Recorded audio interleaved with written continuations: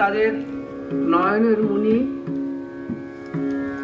নরেন আমাদের স্বামী বিবেকানন্দ। স্বামীজি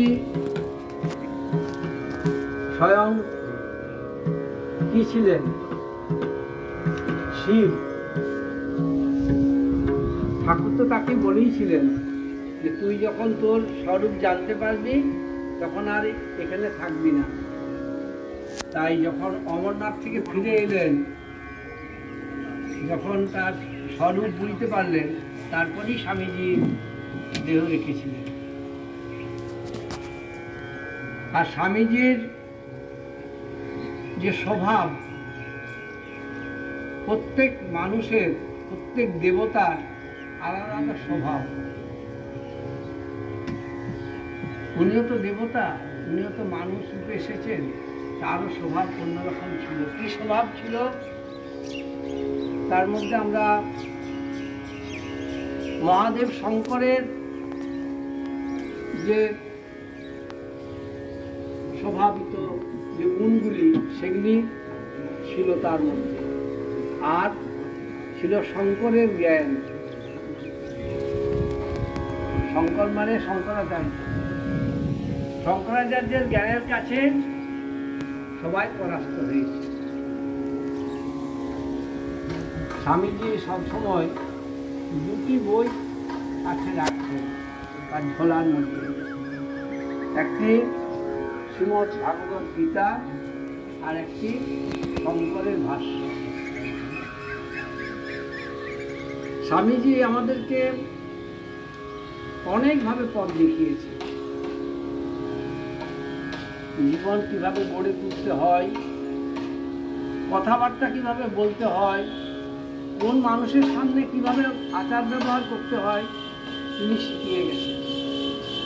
দেশের প্রতি কি কর্তব্য, পিতামাতার প্রতি কি কর্তব্য, শিশুদের প্রতি কি কর্তব্য, পশু পাখির বিষয়ে কি কর্তব্য, তিনি কি বলেছেন, তার ভাষাটা কি, তার উক্তিটা কি ছিল?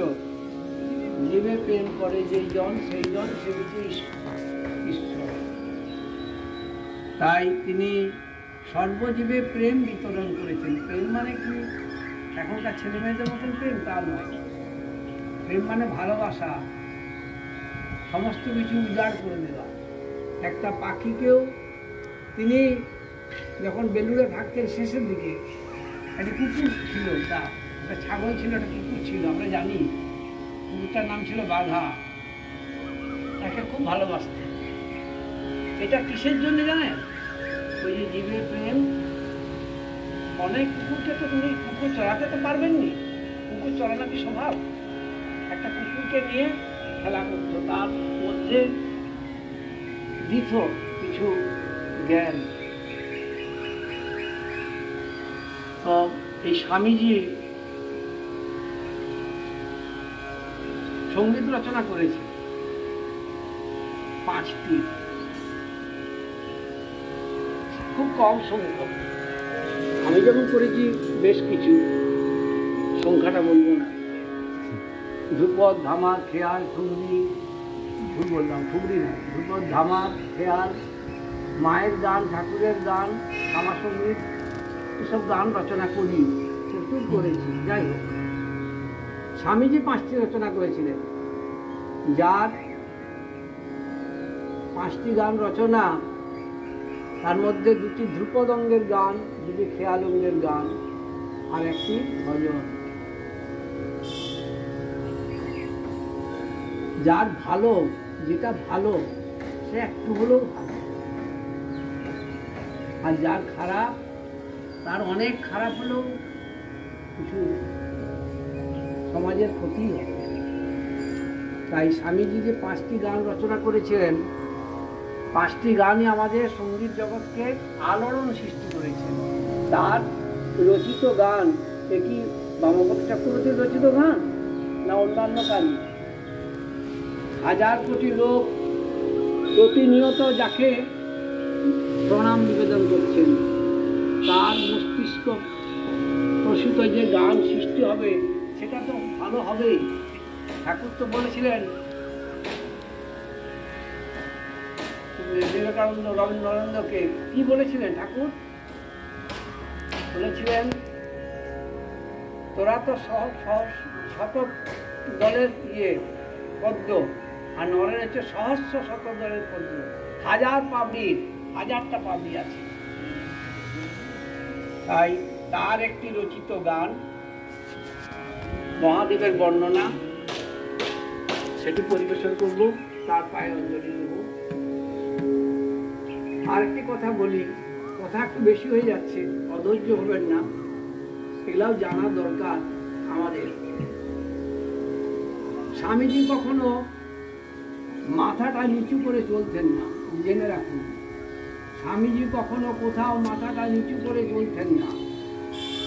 আমরা চলি, আরো অনেকেই চলেছে। স্বামীজি এরকম করে কখনো চলতেন না, স্বামীজির সিদ্ধান্তটা সোজা থাকত।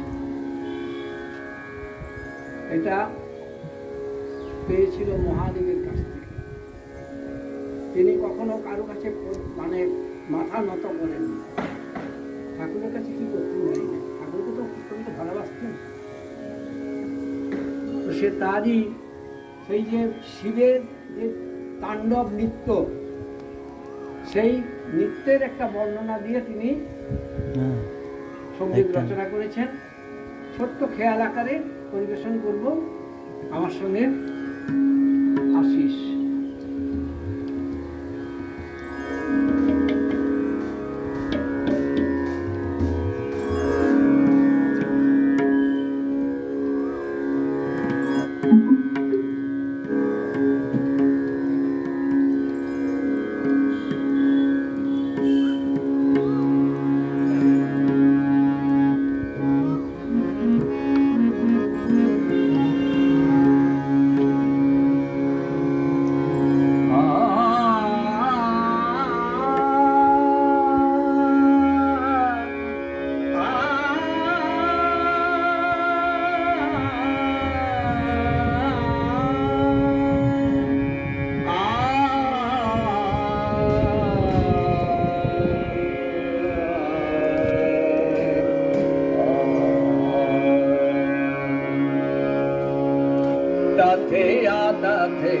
नाचे भोला, नाचे भोला, बम बाबा बाजे गाल, बम बाबा बाजे गाल, नाचे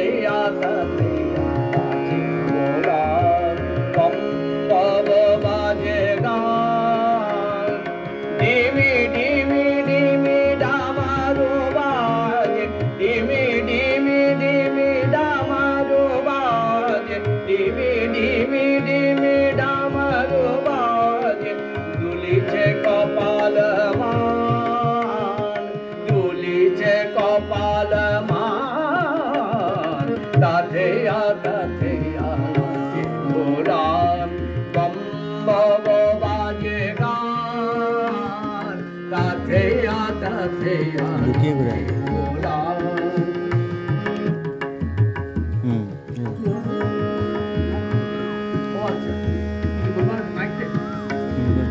ताथेया ताथेया